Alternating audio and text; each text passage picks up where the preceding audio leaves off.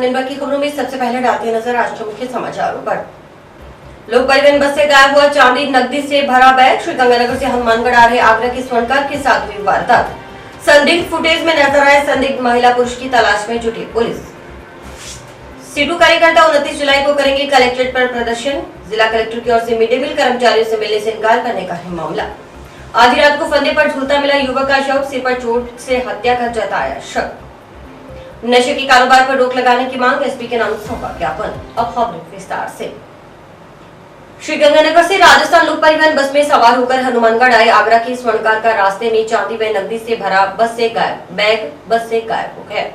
Bag में करीब 5 kilogram चांदी व 1.5 लाख रुपए की नकदी बताई जा रही है। बस से चांदी व नकदी भरा बैग गायब होने की सूचना मिलती ही पुलिस में हड़कंप मच गया।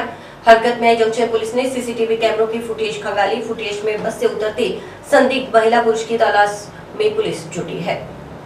जानकारी के अनुसार शुक्रवार शाम को आगरा के आकाश नामक स्वर्णकार ने जंक्शन पुलिस थाना में दूरभाष पर सूचना दी कि वह चांदी के गहनों की सप्लाई करता है। शुक्रवार को श्रीगंगानगर में गहनों की सप्लाई देकर राजस्थान लोक परिवहन की बस से हनुमानगढ़ के लिए रवाना हुआ। श्रीगंगानगर से रवाना होते समय उसके पास बैग में 5 किलोग्राम चांदी और 1.5 लाख रुपए की नकदी थी। बस में बैठते समय उसने बैग अपने पास रख लिया। जब बस जंक्शन बस स्टैंड पर पहुंची तो चांदी व नकदी से भरा बैग गायब था। सूचना पर जंक्शन बस स्टैंड से लेकर श्रीगंगानगर रोड पर लगे सीसीटीवी कैमरों की फुटेज खंगालनी शुरू की। फुटेज चेक करने के दौरान रेलवे ओवरब्रिज पर रोडवेज डिपो के पास बस से संदिग्ध महिला और पुरुष उतरते नजर आए। इनमें से महिला के हाथ में एक बैग भी नजर आ रहा है। दोनों जने बस से उतरकर सड़क पार कर पैदल ही सूरतगढ़ रोड की तरफ जाते फुटेज में नजर आ रहे हैं। उधर स्वर्णकार आकाश का भी कहना है कि ये दोनों महिला पुरुष उसके साथ श्रीगंगानगर से बस में सवार हुए थे। संभवतः इन दोनों ने ही बस से उतरते समय उसका बैग चोरी कर लिया। अब पुलिस इन दोनों संदिग्ध महिला पुरुषों की पहचान कर उन तक पहुंचने का प्रयास कर रही है। साथ ही यह पता लगाने का प्रयास भी किया जा रहा है कि श्रीगंगानगर से बस से सवार होते समय इन दोनों के पास वह बैग था या नहीं, जो सीसीटीवी फुटेज में महिला के पास नजर आ रहा है। इसलिए पुलिस की एक टीम श्रीगंगानगर भी भेजी गई। उधर फुटेज में नजर आ रहे दोनों संदिग्ध महिला पुरुष गाड़िया लोहार की वेशभूषा में हैं। पुलिस के अनुसार सूरतगढ़ रोड पर लगे सीसीटीवी कैमरों की फुटेज खंगालने पर यह बात भी सामने आई कि दोनों संदिग्ध टेंपो में सवार होकर सूरतगढ़ रोड की तरफ गए। वे शाम करीब 7 बजे 4 लेन पर गांव मकसर से पहले स्थित होटल हवेली के पास से बैलगाड़ी पर अन्यत्र रवाना हुए हैं। पुलिस का कहना है कि दोनों संदिग्ध हनुमानगढ़ या पीलीभंगा तहसीलों के गाँव में निवास कर सकते हैं। फुटेज में नजर आए दोनों संदिग्धों के बारे में अगर किसी को कोई जानकारी मिलती है तो वे इसकी सूचना तुरंत जंक्शन या स्थानीय पुलिस थाना में दे। उधर इस वारदात के बाद हरकत में आई जंक्शन पुलिस की अलग अलग टीमें शहर व गांव में अलग अलग जगहों पर बैठे गाड़िया लोहारों के डेरों में पहुंची। उनकी गाड़ियों पर रखी सामान की भी तलाशी ली गई। पुलिस ने जंक्शन में शिव मंदिर के पास सड़क किनारे रह रहे गाड़िया लोहारों से भी पूछताछ कर तलाशी ली।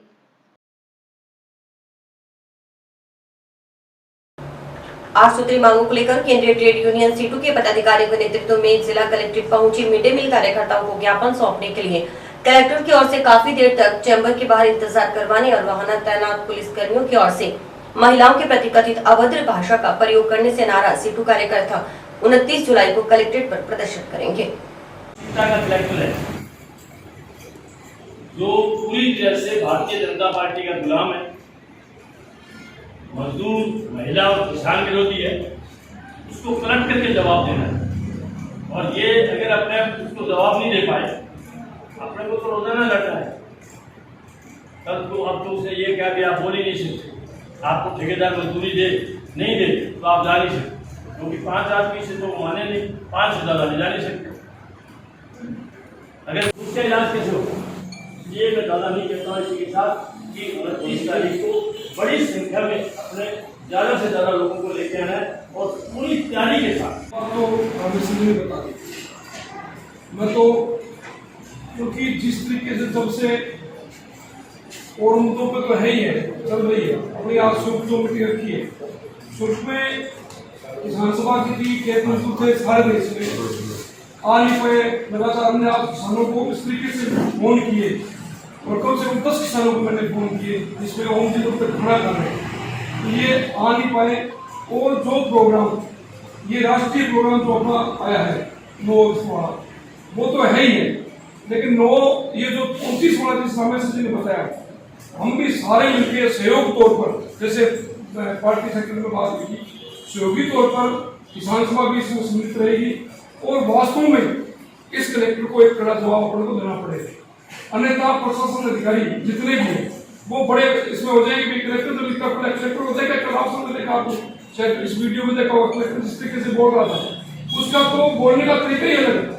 वो आदमी समझ में नहीं आता किस तरीके का आदमी पहला कलेक्टर आया है, इससे पहले कलेक्टर बहुत है, बात सुनता था मजदूर की, किसान की। जिनके पास मोबाइल आप देख सकते हो, उसने बकायदा कहा कि जिसको जल्दी है वो तो नीचे अतिरिक्त जिला कलेक्टर है या दूसरा कोई अधिकारी है उसको ज्ञापन दे दे। मैं तो मेरी सुविधा के अनुसार, मेरी सुविधा से मैं ये देखूंगा। इस बात से ये साबित होता है कि जिले का जब मालिक ये बात कह दे तो उसके नीचे के अधिकारी कैसा व्यवहार आम जनता से करेंगे। कोरोना काल के अंदर कारखाने बंद हुए, मजदूरों का रोजगार गया। उस वक्त केंद्र सरकार ने भी, राजस्थान सरकार ने भी ऐलान किया था कि कोरोना काल में जिन मजदूरों का रोजगार गया उनको हम रोजगार देंगे, और ये आदेश भी जारी किया कि कोई भी निजी कारखानों से मजदूरों को हटाए नहीं और उनको काम दे। हमारे यहाँ मिड डे मील की जो कर्मचारी हैं, जो दोपहर का भोजन स्कूलों में बनाते हैं, जिनको 1200 रुपये मजदूरी मिलती है प्रति महीने की, और उनको के लंबे समय से उनका वेतन नहीं मिला, स्कूल बंद है। तो सारे राजस्थान के अंदर मिड डे मील कर्मचारियों की यूनियन जो सीटों से संबंधित है, उन्होंने अपना ज्ञापन देने का निर्णय लिया। तो यहाँ कोई 25-30 महिलाएं हैं, अपना ज्ञापन देने के लिए कलेक्टर साहब के यहाँ गई, तो कलेक्टर साहब ने वहाँ उनको बुलवाया और वहाँ के उनके कर्मचारी जो हैं पुलिस के, वो उनको कलेक्टर साहब के ऑफिस के आके लेके चले गए। वहाँ उनको घुसने नहीं दिया, ऑफिस में बाहर खड़ा ही रखा। महिलाएं बाकी धूप में खड़ी रही, वो पौना घंटा तक इंतजार करते रहे और उसके बाद भी उनको अंदर नहीं जाने दिया, उनके साथ अभद्र व्यवहार किया और कलेक्टर साहब ने मिलने से इनकार कर दिया। कि महिलाओं का जो आपने अपमान किया है, 29 तारीख को मिड डे मील की महिलाएं और दूसरी महिलाएं आएंगी और वो कलेक्टर साहब को जवाब देंगी कि महिलाएं किसी की पैर की जूती नहीं है, महिलाओं का अपना सम्मान है।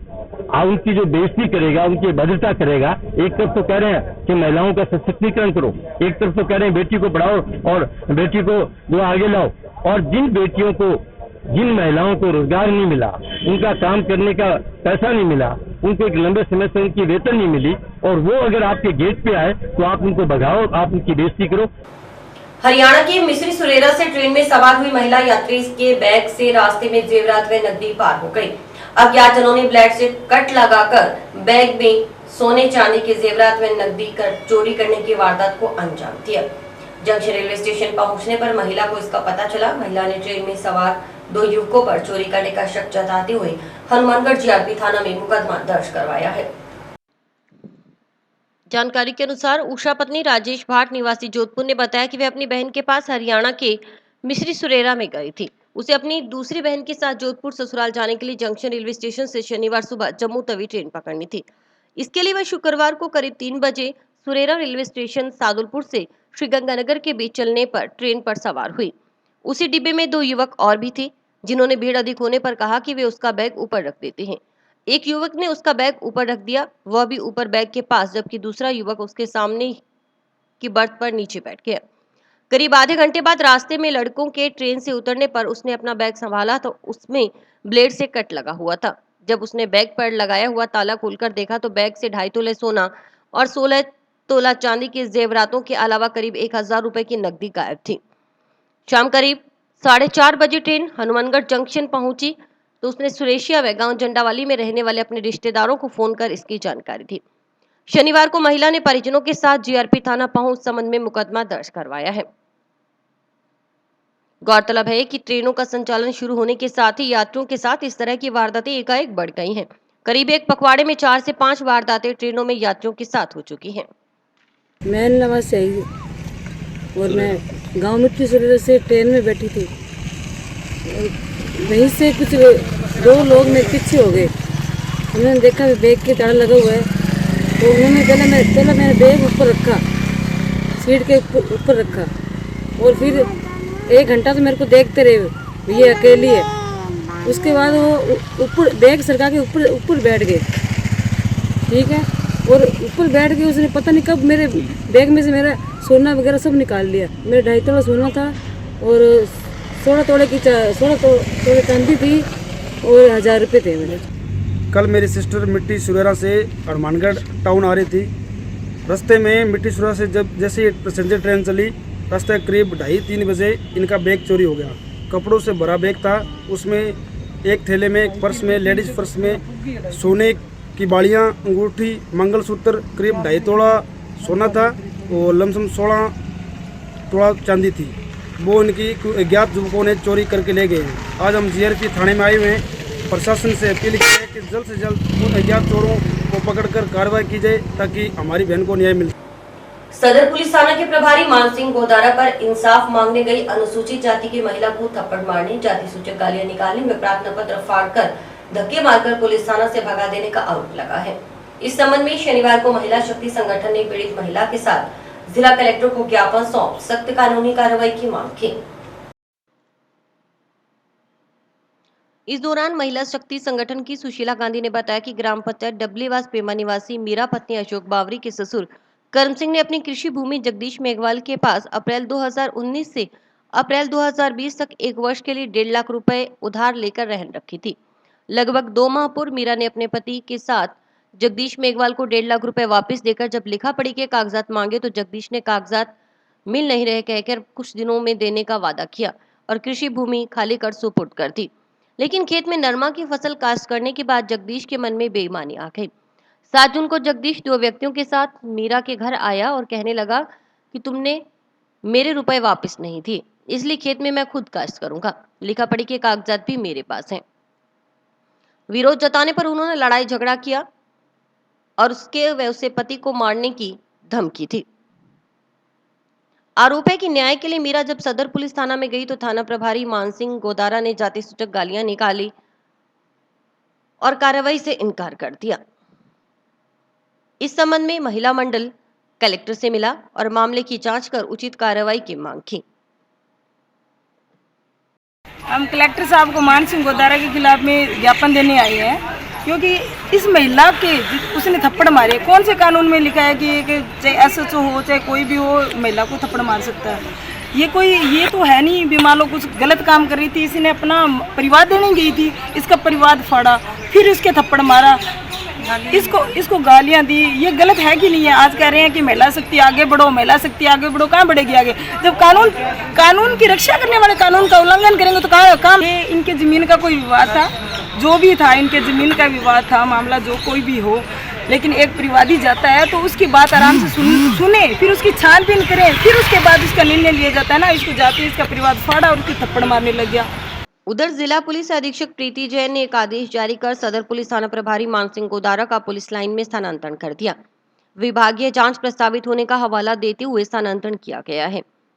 आदेशों से पहले आज सुबह ही महिलाओं ने कलेक्टर से सदर पुलिस थाना प्रभारी की शिकायत की थी। इस मुद्दे को लेकर कुछ दिन पहले पीड़ित जिला पुलिस अधीक्षक से भी मिले थे। अब सदर प्रभारी का स्थानांतरण इस मामले से जोड़कर देखा जा रहा है। टाउन के वार्ड नंबर 47 में एक युवक का शव संदिग्ध परिस्थितियों में आधी रात को कमरे में लगे पंखे पर बनाए गए फंदे पर झूलता मिला। घटना के समय मृतक की पत्नी घर पर ही थी। उसी ने मकान पड़ोसी को अपने पति की ओर से फांसी लगाकर आत्महत्या करने की जानकारी थी, लेकिन जब पुलिस की मौजूदगी में शव उतरवाया तो मृतक के सिर के पिछले हिस्से पर चोट का निशान मिला। परिजनों ने नाजायज संबंधों के चलते मृतक की पत्नी व उसके प्रेमी पर हत्या कर शव को फंदे पर टांग आत्महत्या का रूप देने का आरोप लगाया है। दोनों के खिलाफ हत्या के आरोप में मामला दर्ज करने के लिए शनिवार को टाउन पुलिस थाना में परिवाद सौंपा गया। शनिवार को टाउन थाना प्रभारी लक्ष्मण सिंह राठौड़ के नेतृत्व में पुलिस टीम ने घटनास्थल पर पहुंच मौका नक्शा बनाने आदि की कार्रवाई की। जानकारी के अनुसार मामराज निवासी वार्ड 5 गांव श्रीनगर ने पुलिस को बताया कि उसका भाई राजू टाउन के वार्ड नंबर 47 में रहता था। शुक्रवार शनिवार रात करीब 1:45 बजे राजू की पत्नी कमलेश ने अपने पड़ोसी कालेराम सोरगर को सूचना दी कि उसके पति राजू ने पंखे पर लटककर आत्महत्या कर ली है। इस पर कालेराम ने गांव गंगागढ़ में परिजनों को फोन पर जानकारी दी। राजू की पत्नी ने बताया कि राजू ने पंखे से लटककर फांसी ले ली। मामराज के अनुसार सूचना मिलने पर वे तुरंत टाउन में अपने भाई राजू के घर पहुंचे तो राजू का शव कमरे में पंखे पर लटक रहा था। सूचना पर पूर्व पार्षद भरत कुमार और वर्तमान पार्षद के जेठ आदि सहित अन्य वार्डवासी और पुलिस मौके पर पहुंची। पंखे पर लटक रहे राजू के शव को नीचे उतरवाया तो सिर के पीछे गंभीर चोट लगी हुई थी। मामराज के अनुसार उन्हें शक है कि उसके भाई राजू की हत्या करने के बाद शव को फंदे पर लटकाया गया, क्योंकि राजू की पत्नी कमलेश के आकाश उर्फ कालू सोरगढ़ निवासी सब्जी मंडी के पीछे हनुमानगढ़ टाउन के साथ अवैध संबंध है। इसको लेकर उनके समाज में पंचायत भी हुई थी। इसको लेकर कई बार आपसी विवाद होते रहे, पंचायतें हुई और समझाइश का दौर भी चला। परिजनों ने सोची समझी योजना के तहत आत्महत्या का रूप देने के लिए राजू का शव पंखे पर बनाए गए फंदे पर लटकाने की बात कही। मामराज ने अपनी भाभी कमलेश और आकाश उर्फ कालू के मोबाइल नंबरों की कॉल डिटेल भी निकलवाने के साथ दोनों के खिलाफ हत्या के आरोप में मामला दर्ज करने की मांग की। उधर पुलिस ने मृतक के भाई की रिपोर्ट के आधार पर हत्या के आरोप में मामला दर्ज कर लिया। हालांकि समाचार लिखे जाते समय तक शव का पोस्टमार्टम नहीं हुआ था। मेडिकल बोर्ड गठित कर शव का पोस्टमार्टम करवाने की तैयारी की जा रही थी। वहीं इस पूरे मामले को लेकर वार्डवासी और परिजन टाउन थाना के सामने धरने पर बैठ गए। उनकी मांग थी कि तुरंत प्रभाव से आरोपित की गिरफ्तारी की जाए। रात को करीबन 1:47 पे फोन गया यहाँ से, क्या ये आपके भाई ने हत्या कर ली। और जो मेरी भाभी है ना, वो गंदी एक औरत है, बेकार बिल्कुल ही। और मारने वाले भी एक तो आकाश है, कालू नाम है, रमेश उसके बाप का नाम है, और उसके साथ और भी होंगे कहीं। कारण क्या, क्यों मारा उन्होंने? कारण नाजायज संबंध है उसका। पहले से कोई विवाद भी? हाँ, चलो ये किस तरह का विवाद? किसी तरह के एक बार पहले इसने झूठा मुझे फंसा दिया था, भाई ये बोलता है थोड़ा सा आके बीच में, तो बीच रास्ते से हटाते इसे। अब ये मेरे भाई को भी हटा दिया इन्होंने सड़क पर। आप पुलिस से क्या कम मांग करते हैं? उम्मीद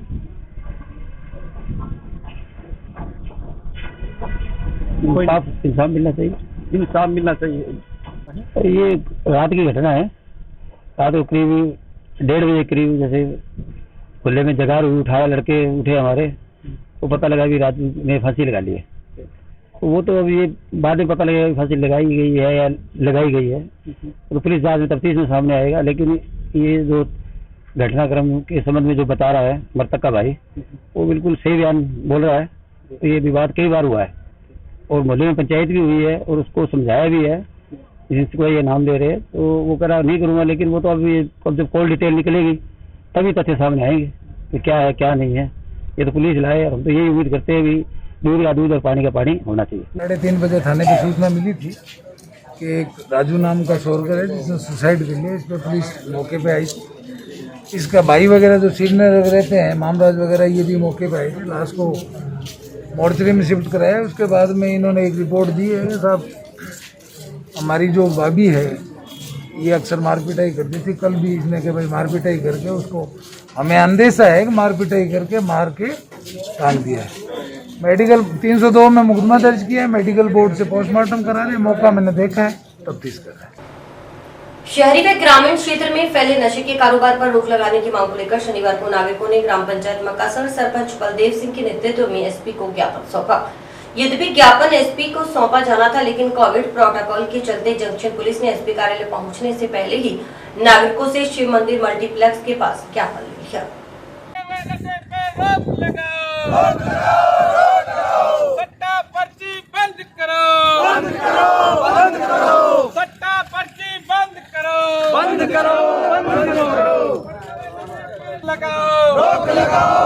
लगाओ, नशेड़ियों को गिरफ्तार करो, बढ़ते हुए नशे पे रोक लगाओ, बढ़ते हुए नशे पे रोक लगाओ। ज्ञापन में बताया गया कि काफी समय से जिले में नशे का कारोबार अपना पैर पसार रहा है। इसके चलते युवा पीढ़ी नशे की गिरफ्त में जा रही है। यह सही है कि पुलिस की ओर से आए दिन नशे के खिलाफ कार्रवाई की जा रही है, लेकिन हनुमानगढ़ जिले में नशे के कारोबार ने अपनी जड़ें मजबूती के साथ फैला रखी हैं। इसलिए नशे के कारोबार पर रोक लगाने के लिए सख्त कदम उठाए जाने की आवश्यकता है। सरपंच बलदेव सिंह ने बताया कि नई खुंजा, आईटी बस्ती, गांव मक्कासर, 2 KNT सहित अन्य जगहों पर नशा काफी फैल चुका है। नशे के कारोबार में छोटे बच्चे और युवा भी लग चुके हैं। मुख्यतः चिट्टा, अफीम, मेडिकल नशे का कारोबार हो रहा है, जो आने वाली पीढ़ियों के लिए खतरनाक है। ज्ञापन के जरिए बढ़ते नशे के कारोबार पर अंकुश लगाने के लिए आवश्यक कार्रवाई की मांग की गई। वो जिम्मेदारी की है, जिम्मेदारी ग्राम दे इलाके वासियों की है। इलाके वासी कितने लोग होंगे? वो प्रशासन को होंगे। प्रशासन अगर मदद चाहिए प्रशासन किसी प्रकार की मदद करनी और आगे उन्होंने अंकुश लगाओ ना एक दो आगे पकड़ो कार्रवाई सख्त कार्रवाई करो। सबूत है प्रशासन के पास, क्यों नहीं है? हर एक चीज को जो सबूत तो काम करो तुम तो बताओ जी, हर एक चीज को थाने सबूत तो बन जाएगा। घड़ी बार फोन आवे कि साहब गली नंबर 2 में मक्का सर बड़ी भीड़ हो रही है और मैं जाऊं तो एक आदमी को तो भीड़ जी अब फिर मेकिंग है नाम ले तो गलत पर्चा थारा ही बाबा ने फोन करते कान लाग जा भाई। हां थाने सूचना आप तरीको थोड़ा सा तरीके से घुमा दो जी ताकि वहां पर कंट्रोल हो जाए। कार्रवाई करो। मैं आपको एक बात बताऊंगा, मैं इतना ये कह सकता हूँ, मैंने नौकरी की है। हमने मक्कासर, खुंजा, ITI बस्ती, 2 कंजे और शहर के सभी लोगों ने मिलकर SP के नाम ज्ञापन दिया है। जो खुंजा के अंदर, मक्कासर के अंदर नशे का जो कारोबार है ये बहुत ज्यादा बढ़ चुका है। हमने पुलिस को इसका ज्ञापन दिया है कि ये जो नशे वाले हैं इनके खिलाफ कार्रवाई करो, और अगर आप इसके खिलाफ कार्रवाई नहीं करोगे तो आने वाले दिनों में हम कलेक्टर के गेट के आगे धरना लगाएंगे, अनिश्चितकालीन धरना। जब तक हमारी मांग को नहीं माना जाएगा हम इसके खिलाफ लड़ेंगे और ये अपनी जो मांग है उसको मनवा कर रहेंगे। श्रोमणी पंथ अकाली दशमेश तरना दल ਅਤੇ भारतीय कम्युनिस्ट पार्टी मार्क्सवादी ने मिलकर ਅੱਜ जो नशे के खिलाफ अभियान चल रहा है ਉਸ ਨੂੰ मद्देनजर रखते हुए SP साहब ਨੂੰ ज्ञापन ਦਿੱਤਾ। ਪਿੰਡਾਂ ਦੇ ਵਿੱਚ नशे का प्रचलन बहुत ज़्यादा हो चुका है। SP साहब ਨੂੰ आके ਅੱਜ ज्ञापन ਦਿੱਤਾ है कि जो भी नशा बिक्री कर रहे हैं उन्होंने खिलाफ कार्रवाई की जाए।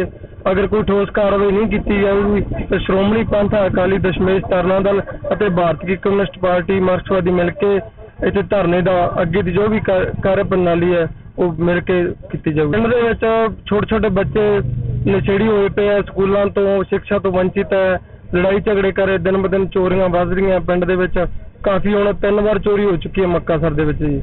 और इस चीज तो अंकुश ਤਾਂ ਹੀ ਲਾਇਆ ਜਾ ਸਕਦਾ है ਜੇ अगर नशे की प्रवृत्ति ਨੂੰ बंद किया जाए। और प्रशासन है जो अपनी कार्रवाई सख्त रूप से नहीं कर रहा है, वो एक मिली जुली सरकार की तरफ से सख्त कार्रवाई करे तब कामयाब होगा, नहीं कि उनके नशेड़ियों के खिलाफ उनको बता कर के हम आ रहे हैं। तो ये कार्रवाई हमारे को पसंद नहीं है, ताकि कार्रवाई करे तो निष्पक्ष करे।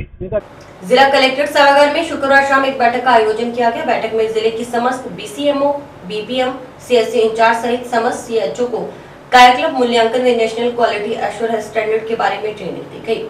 बैठक में collector Natmal Didel, CMHO doctor Navneet Sharma, ECMHO doctor Pawan Kumar, deputy CMHO doctor Mukesh Kumar Agrawal, RCHO doctor Vikram Singh, medical jurist doctor Shankar Soni सहित CMHO स्टाफ उपस्थित था।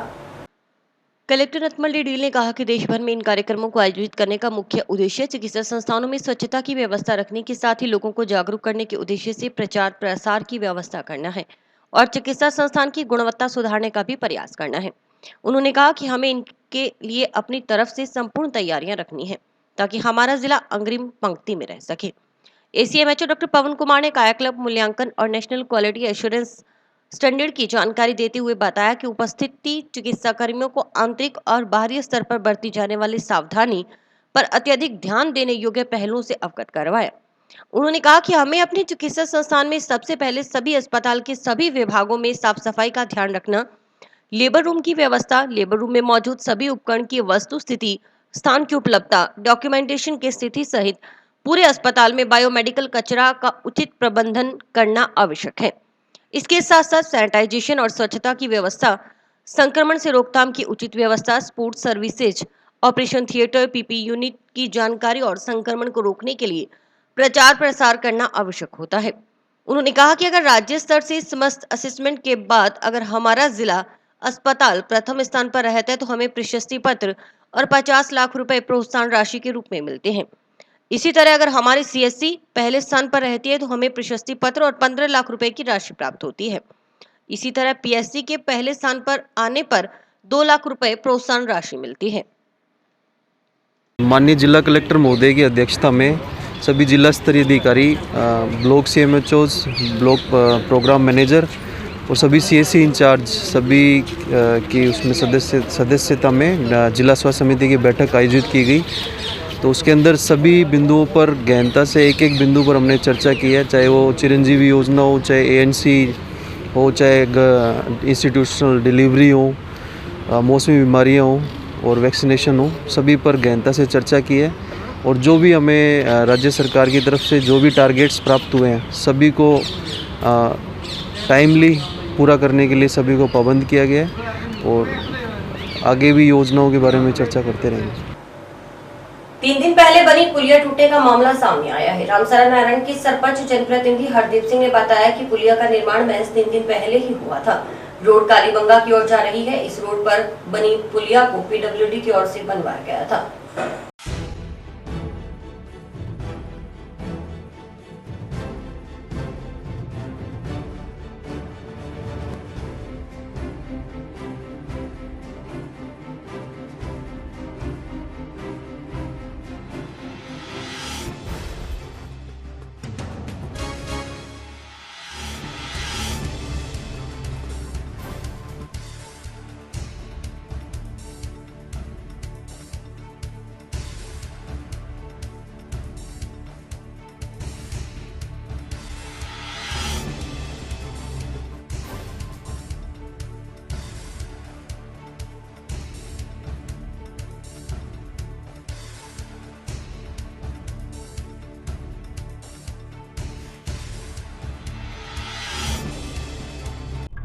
ये कालीबंगा को सड़क जाती है, पीलीबंगा की सड़क से जॉइंट होती है। ये माननीय डॉक्टर राम प्रताप जी के समय जब वो कैबिनेट मिनिस्टर थे, जल संसाधन मंत्री, उस समय ये यहाँ से हेड से ये एसएनएम का हेड है इधर, और ये 18 चमच नहर का पीछे हेड है। यहाँ से ये कोला को अपना जो मेन जो जयपुर रोड है उसको टच करती है।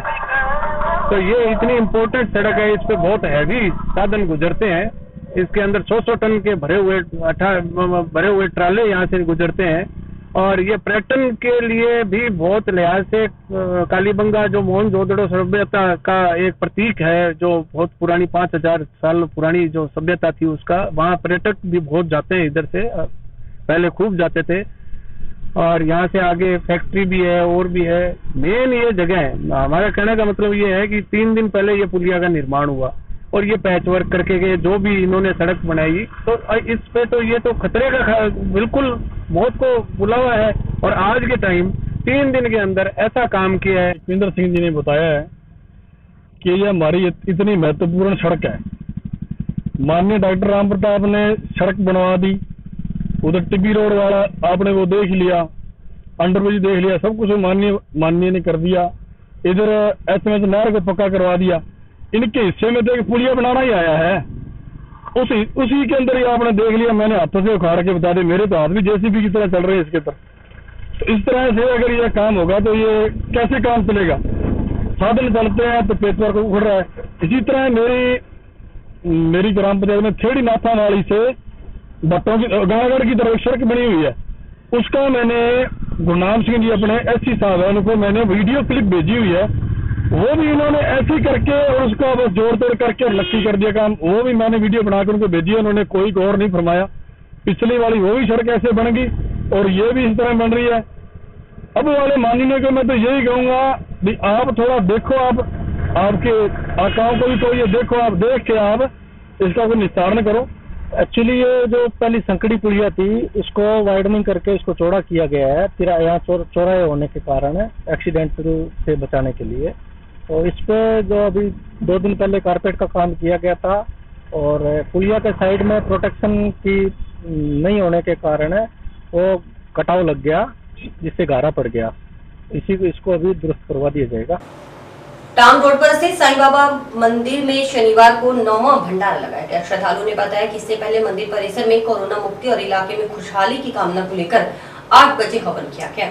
हवन में सभी श्रद्धालुओं ने आहुति डालकर सुख शांति की कामना की। इसके बाद जलेबी का भंडारा लगाया गया। सेवादार सुरेंद्र कुमार ने बताया कि सभी सेवादारों ने राहगीरों को रोक रोक कर जलेबी का प्रसाद वितरित किया। तुमको मैं प्रणाम करूं, जो मेरे लायक हो कुछ ऐसा काम करूं। तेरी सेवा करने से मेरी किस्मत खुल जाए, तेरी सेवा करने से मेरी किस्मत खुल जाए। जब खिड़की खोलूं तो तेरा दर्शन हो जाए, घर के आगे जाएगा करी चला जाऊंगा, वक्त हेतु दौड़ा आऊंगा, मन में रखना कर विश्वास, करे समाधि पूरी याद, मुझे सदा की रीति जानो, अनुभव करो सत्य पहचानो।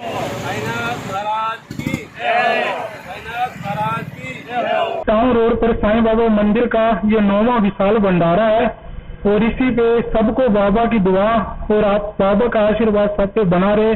और सुबह 8 बजे हमने हवन किया और 10 बजे से लेकर जब तक बाबा की आज्ञा है तब तक बाबा का जलेबी का भंडारा चलता रहेगा। विशाल भंडारा 9वां है जो बाबा की कृपा से संपन्न हुआ है। इसमें जलेबी का भंडारा और सुबह हवन किया गया है और ये कोरोना महाकाल में बाबा की कृपा बनी रहे इसलिए ये भंडारा धूमधाम से किया गया है। और इसी के साथ समाचार समाप्त हुए। रोजाना दिख रही समाचार। नमस्कार।